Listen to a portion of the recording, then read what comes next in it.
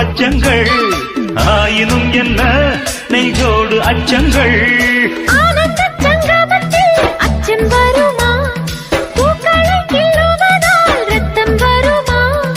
இதுபோல் இதமோ சுகமோ உலகத்தில் இல்லை